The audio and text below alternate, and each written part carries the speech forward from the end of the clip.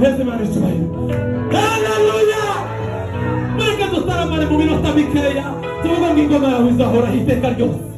Nta kindi kintu kirenze, nta kindi kintu tuzobaho, tuzoba mu ihema ry'Imana ibihe byose, ibihe byose.